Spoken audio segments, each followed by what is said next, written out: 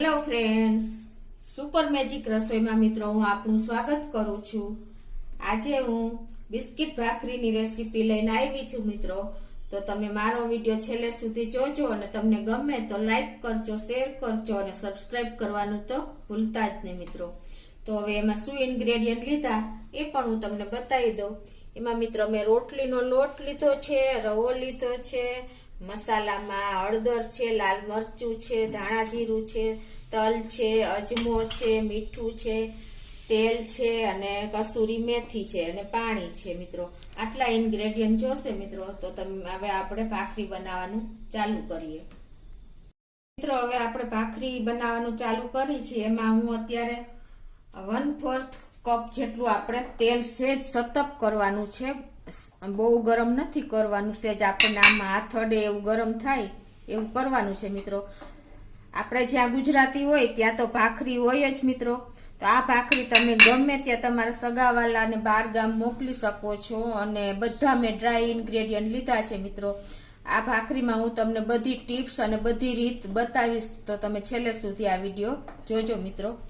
હવે આપણું સતપ તેલ થઈ ગયું છે, બહુ સતપ નથી કરવાનું, સેજ ગરમ થાય એટલું જ કરવાનું છે। તો એમાં હવે આપણે આ પેન જેમાં આપણે લોટ બાંધવો છે એમાં તેલ રેડી દેશું અને હવે એમાં આપણે બધા મસાલા નાખશું મિત્રો। એમાં આપણે અત્યાર પહેલા તો હવે એમાં આપણે 1 ચમચી જેવી કસૂરી મેથી લેશું મિત્રો।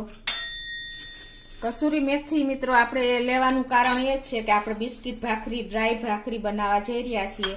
કસૂરી મેથીમાં પણ જો તમારે ભેજવાળી મેથી હોય ને તો તમારે સેજ એને રોસ્ટ કરી લેવાની લોઢી ઉપર કે પેન ઉપર।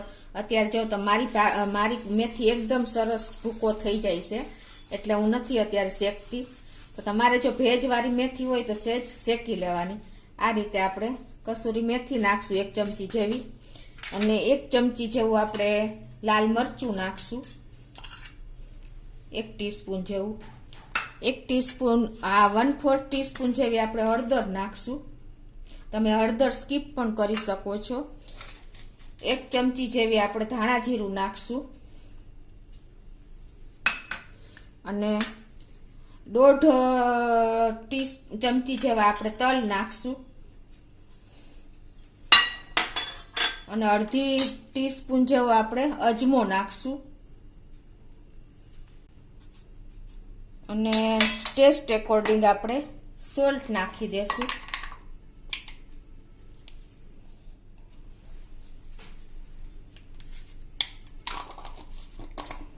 હવે મિત્રો એમાં આપણે 1 કપ જેવો રોટલીનો લોટ નાખવાનો છે।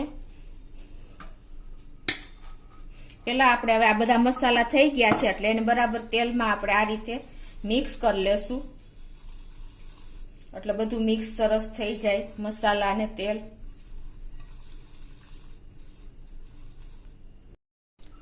1 કપ આપણે રોટલીનો લોટ લેશું અને એમાં આપણે 4 ચમચી જેવો રવો નાખશું। રવાના હિસાબે એકદમ ક્રિસ્પી થાય છે આપણી ભાખરી। જો તમારી પાસે ભાખરીનો લોટ હોય તો તમે એ પણ લઈ શકો છો। તો એવા અડધી વાટકી રોટલીનો લોટ અને અડધી વાટકી ભાખરીનો લોટ બે મિક્સ કરીને લઈ શકો છો। હવે આ બધું આપણે મિક્સ કરી લેશું મિત્રો। આમાં આપણે ભાખરી, આ બિસ્કિટ ભાખરી બનાવવામાં આપણે મોણ જ મેઇન છે મિત્રો, એટલે તમારે ખાસ સરખું એવું મોણ દેવાનું છે। જે માપ પરફેક્ટ માપ હશે ને તો ભાખરી તમારે બહાર જેવી એકદમ સરસ ક્રિસ્પી અને અંદરથી સરસ કડકરી એવી થશે મિત્રો। આ ભાખરી તમે ઓછામાં ઓછી 20 દિવસ સુધી સારી રહી શકે છે અને તમે કોઈ પણ બહાર આપણે ટૂરમાં જતા હોય કે કોઈ પરદેશમાં આપણા વ્યક્તિ રહેતા હોય કે કોઈને પણ મોકલવી હોય ને તો પણ તમે આ ભાખરી પેક કરીને મોકલી શકો છો। તમે જોઈ શકો છો મિત્રો અત્યારે આપણે મોણ ને મસાલો મિક્સ કર્યા છે તો આ રીતે તમારું આ મુઠ્ઠી પડતું મોણ થવું જોઈએ। જો ઓછું મોણ હોય તો તમે એકાદી ચમચી વધારે એડ કરી શકો છો। આ ભાખરીમાં આપણે બધા ઇન્ગ્રેડિયન્ટ ડ્રાય જ વાપરા છે મિત્રો। જો તમે લીલી મેથીનો ઉપયોગ કરશો ને તો પણ તમારી ભાખરીને બગડવાના ચાન્સીસ છે, એટલે તમારે બધું પરફેક્ટ લેવું પડશે। હવે આપણે આ બધું મિક્સ કરી લીધું છે. મેં તમને બતાવ્યું એમ આ કન્સિસ્ટન્સી રાખવાની છે મોણ નાખેલ લોટની. હવે એમાં આપણે મેં અત્યારે 1 ગ્લાસ પાણી લીધું છે. આપણે જોઈ એમ પાણી એડ કરતા જશું, કેમ કે આપણે ભાખરીનો લોટ એકદમ કઠણ બાંધવાનો છે. જો તમારો લોટ ઢીલો પડી જશે ને તો ભાખરી તમારી 2-3 દિવસમાં જ બગડી જશે. એટલે તમે ખાસ આ નોટ કરજો. તમને મિત્રો એમ થતું હશે કે બધા ઇન્ગ્રેડિયન્ટ તો ડ્રાય વાપરા પણ પાણી આવ્યું. મિત્રો પાણી પણ આપણે જોતા પૂરતું જ વાપરી છે, અને એટલું પાણી તો આપણે ભાખરી શેકશું ને એમાં ઉડી જશે. એટલે આપણે એકદમ ધીમા ગેસે ભાખરી શેકીએ એટલે એકદમ ડ્રાય થઈ જાય છે. એટલે જોતા પૂરતું સહેજ પાણી લેતું જવાનું આ રીતે, અને ભાખરીનો લોટ બાંધતું જવાનું છે.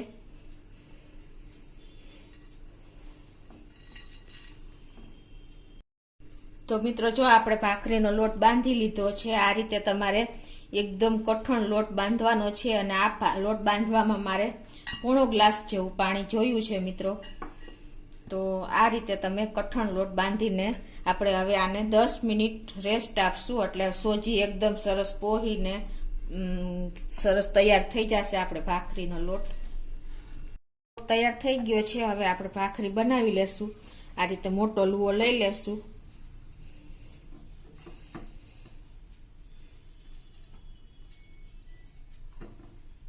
અને એને આમ સરખો કરીને આપણે અનઇવનલી વણી લેશું. આવી રીતે તમારે વણી લેવાનો, અને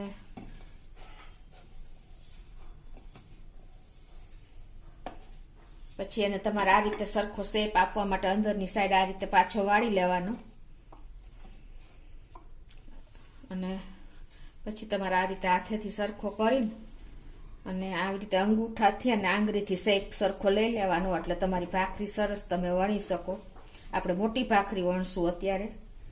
આ રીતે જો તમે આંગળી અને અંગૂઠાથી શેપ આપી દેવાનું લુવાને, એટલે એજીસ ફાટવાના ચાન્સીસ ઓછા રહે મિત્રો. હવે એને આપણે વણી લેશું.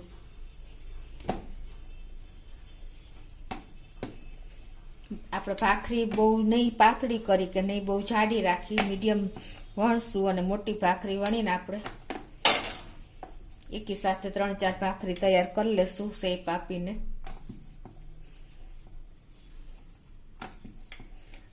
આપણે મોણ સરખું હોય એટલે મિત્રો આ રીતે ફાટે કોર, તો તમારે આ રીતે આંગળી અને અંગૂઠાથી સરખી કરતી જવાની અને વણતી જવાની છે.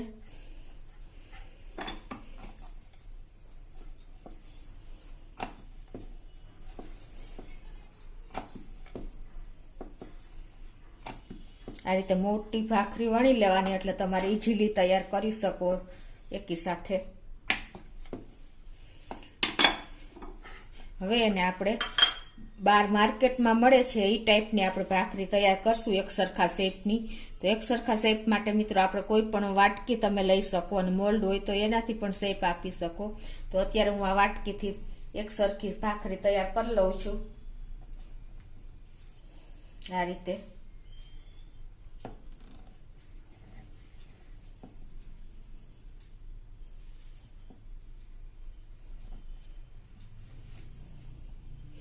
તો મિત્રો આ જે બહારની આઉટ સાઈડ છે એ તમારે આ રીતે લઈ લેવાની છે, અને ભાખરી વચ્ચેથી કટ કરી લેવાની છે. તમે જોઈ શકો છો. અને આ ભાખરી પાછી આપણે આ લોટ આપણે બીજી ભાખરીમાં વાપરી લેવાનો છે. તો આ રીતે હું બધી ભાખરી તૈયાર કરી લઉં છું. અને હવે આ મિત્રો આપણે ફૂલે નહીં અને એકદમ ક્રિસ્પી બને, અંદર સુધી ચડે, એટલા માટે આપણે આ રીતે ચપ્પુએથી સેજ આ રીતે હોલ કરી લેવાના છે. એટલે આપણી ભાખરી ફૂલશે નહીં અને અંદર સુધી ચડી જશે હવાથી, અને એકદમ સરસ ક્રિસ્પી તૈયાર થશે.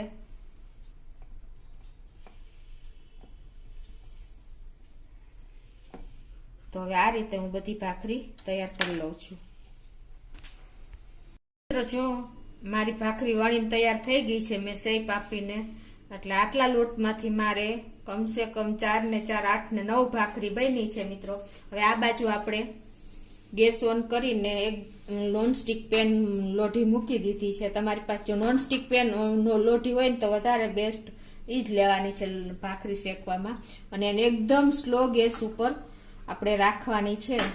હવે એમાં આપણે જે આ ભાખરી વણી છે ને એમાં હોલ કર્યા છે ને એ ભાગ આપણે આ રીતે નીચે રાખશું મિત્રો, અને એકદમ સ્લો ફ્લેમ રાખવાની છે. આ રીતે આપણે બધી મારી જેટલી ભાખરી આવે ને એટલી આપણે મૂકી દેશું, અને એકદમ સ્લો ફ્લેમ ઉપર 2 મિનિટ આપણે આને થાશે ને પછી આપણે ટર્ન કરશું મિત્રો. આ રીતે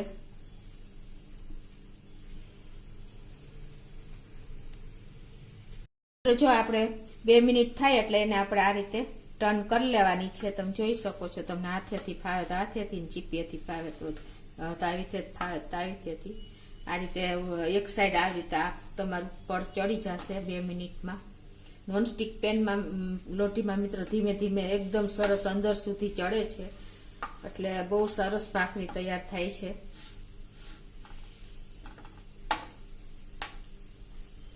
આ રીતે તમારે પાછી 2 મિનિટ થાય એટલે આપણે ટર્ન કરશું. હવે મિત્રો આપણે 2 મિનિટ થઈ ગઈ છે અને પાછી ટર્ન કરી લેશું. આ રીતે તમને તવીથાનો ઉપયોગ કરવો હોય તો એનો પણ તમે કરી, હાથેથી ન થાય તો આ રીતે પાછી 2 મિનિટમાં આપણે ટર્ન કરી લેશું. એટલે બે સાઈડ એકદમ ધીમા નોનસ્ટિક પેનમાં ધીમો તાપ લાગે છે અને સરસ ચડી જાય છે.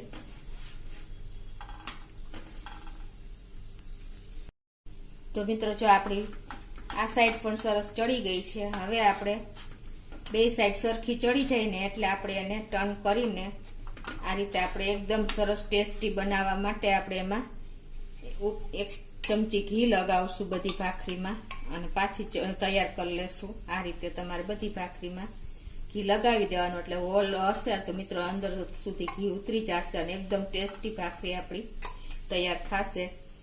ઘી ચોપડી દેવાનું, પાછી એને આપણે આ રીતે ટર્ન કરી લેવાની બે સાઈડ.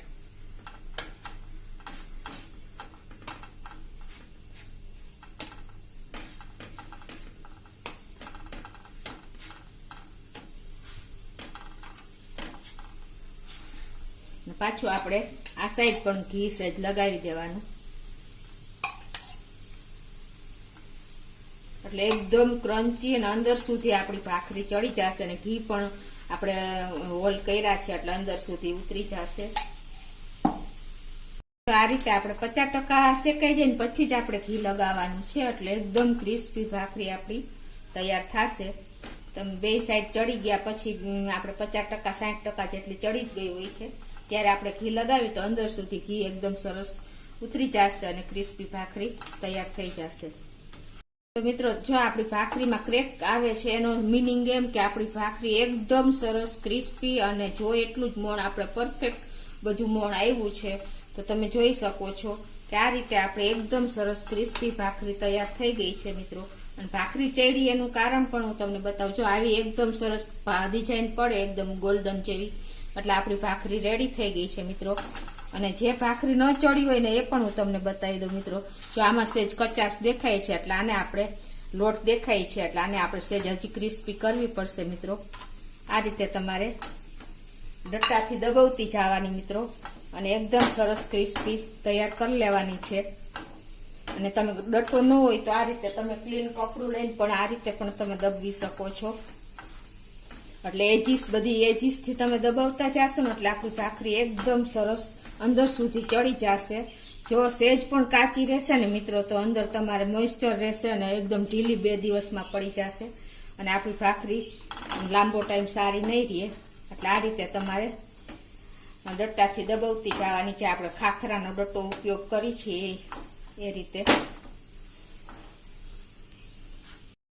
આ રીતે પ્રેસ કરવાથી મિત્રો આપણી ભાખરી અંદર સુધી સરસ ચડી જાય છે. અને ગેસની ફ્લેમ તો સ્લો જ રાખવાની છે. તો આપણી ભાખરી હવે તમે જોઈ શકો છો, હું તમને બતાવું, એકદમ સરસ ગોલ્ડન અને એકદમ ક્રિસ્પી બની છે મિત્રો. એકદમ ક્રિસ્પી બિસ્કિટ ભાખરી આપણી રેડી થઈ ગઈ છે, તમે જોઈ શકો છો. તો આ રીતે તમે બધી ભાખરી તૈયાર કરી શકો છો મિત્રો. અને ભાખરી તૈયાર કર્યા પછી મિત્રો આપણે આ રીતે જારીવાળા વાસણમાં મૂકવાની છે. તો એનું રીઝન એ છે કે આપણી ભાખરી એકદમ સરસ ઠંડી થઈ જાય, નીચે મોઇસ્ચર ન લાગે એટલા માટે અંદરથી નીચેથી એર નીકળી જાય અને ઠંડી ઝડપથી થઈ જાય.